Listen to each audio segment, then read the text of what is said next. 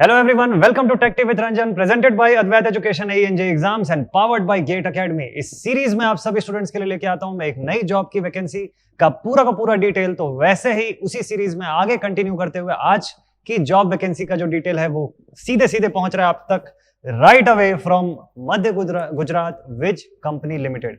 तो MGVCL के तरफ से जॉब वैकेंसी की डिटेल आई हुई है, जो कि इंपॉर्टेंटली अगर मैं बात करूं तो इलेक्ट्रिकल इंजीनियर्स के लिए है, कमिंग फ्रॉम बी और बीटेक बैकग्राउंड। तो इंजीनियरिंग लेवल के कैंडिडेट्स जो कि BTech background of from electrical engineering से जो बिलोंग करते हैं, उन सभी स्टूडेंट्स के लिए एक जॉब की वैकेंसी आई हुई है। That is for the post of junior engineer, विद्युत सहायक की पोस्ट निकली हुई है। और चलिए तुरंत आपको लेके चलता हूं उसके पूरे डिटेल पे और देखते हैं कि आप सभी स्टूडेंट्स के लिए इस वैकेंसी डिटेल में क्या है खास।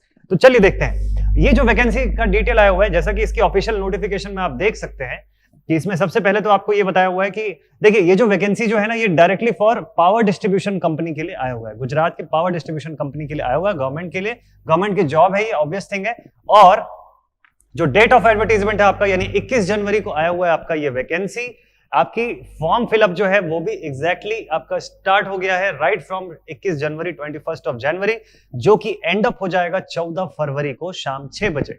तो 14 फरवरी की शाम 6 बजे से पहले तक आपको इस जॉब के लिए अप्लाई करना होता है। इसमें क्या क्या डिटेल आपको जानना चाहिए, जो एकदम मोस्ट इंपॉर्टेंट डिटेल्स है वो आपको मैं बता दूं कि पहली बात तो ये कि ये बिल्कुल कोई अभी फिलहाल इसकी जो वैकेंसी आई है वो परमानेंट पोस्ट के लिए नहीं आई हुई है।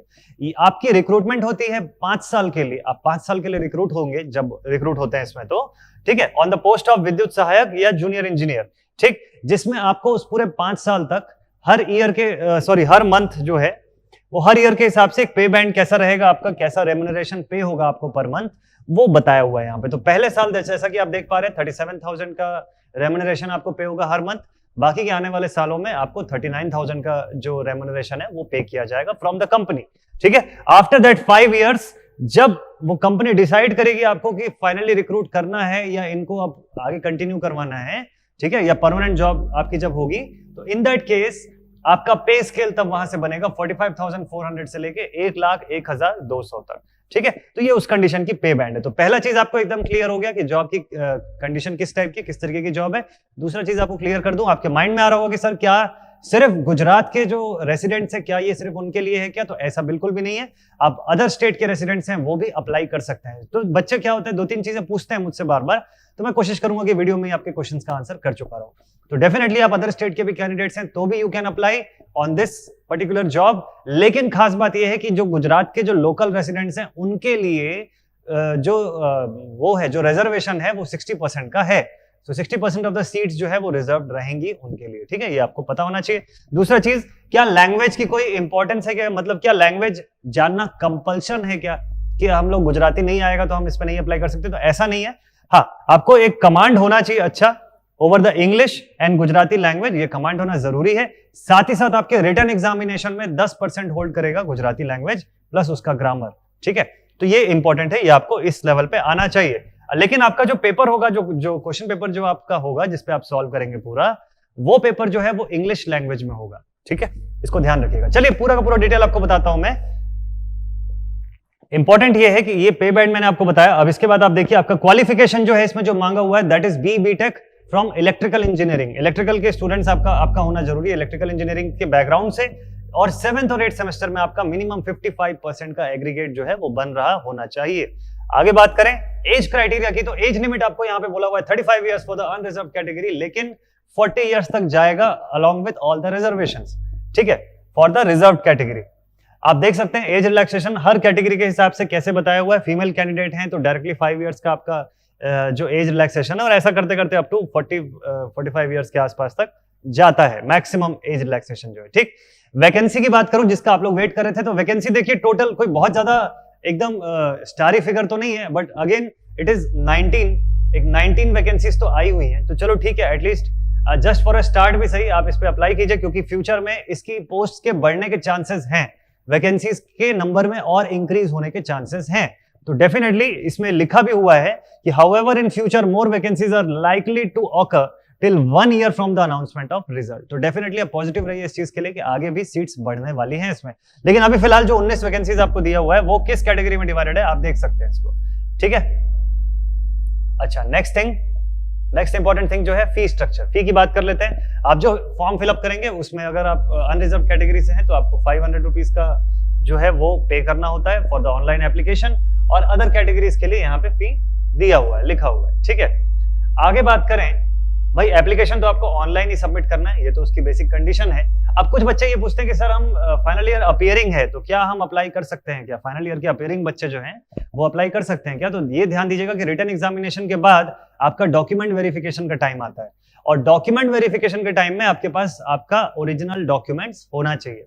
अगर वो अवेलेबल तब तक हो जाएगा तो डेफिनेटली आप अप्लाई कर सकते हैं, ठीक है, ये ध्यान रखना है इस बात को। नेक्स्ट थिंग लिखा हुआ है minimum 60% of representation the selection will be of local residents of Gujarat state.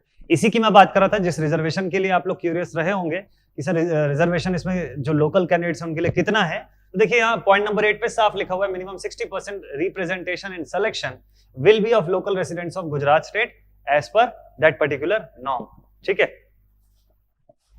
आगे बात करें एग्जाम के मोड का, तो ऑब्वियसली ऑनलाइन है, और इसका पैटर्न क्या रहेगा वो आपको तुरंत समझाता हूं।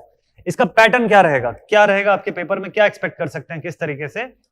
तो देखिए टोटल आपके 100 क्वेश्चंस हैं, 100 क्वेश्चंस ऑफ 100 मार्क्स, ठीक है। 100 सवाल रहेंगे आपके 100 नंबर के, ठीक है। एक एक मार्क्स, एक एक सवाल का, हर गलत आंसर आपसे 1/4 मार्क्स लेके चला जाएगा, हर गलत आंसर का 0.25 मार्क्स चला जाएगा। आपका 5 सेक्शन में डिवाइडेड है ये पूरा का पूरा रिटन एग्जाम। इसी के बेसिस पे आपका सिलेक्शन होता है, और उस बेसिस पे जो मेरिट लिस्ट बनती है उस मेरिट लिस्ट के हिसाब से ये डिसाइड होगा कि आप उस जॉब में पहुंचते हैं या नहीं, ठीक है। तो पहला 10% जो है वो वेट किसके ऊपर है, वो है जनरल नॉलेज के ऊपर। अगला 10% जो है वो डिपेंड करेगा आपके इंग्लिश की नॉलेज के ऊपर।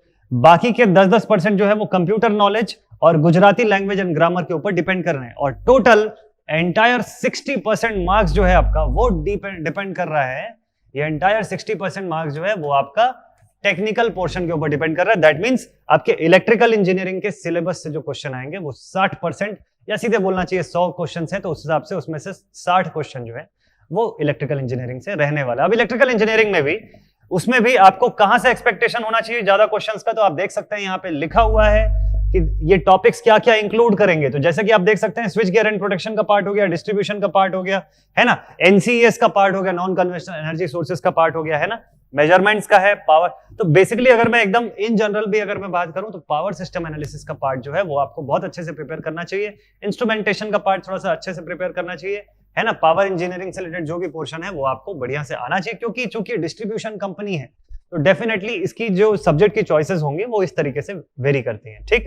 आगे बात करें तो देखिए यहाँ पे साफ तौर पे लिखा ही हुआ है कि the exam shall be consisting of 100 questions and paper shall be of 100 marks. Negative marking system है और 1/4 फॉर ईच रॉन्ग आंसर है, ठीक है। तो आई होप कि आपके मेजर डाउट जितने भी होंगे वो क्लियर हो चुके होंगे इस पॉइंट के आते तक।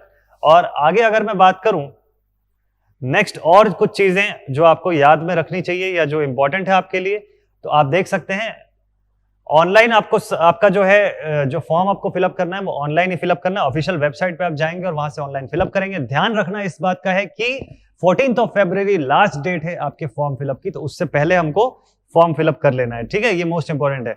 और फिर भी अगर कोई क्वेरी है तो आप इस आईडी पे आप मेल कर सकते हैं, ईमेल ड्रॉप कर सकते हैं और उनसे अपनी क्वेरी क्लियर कर सकते हैं, ठीक है।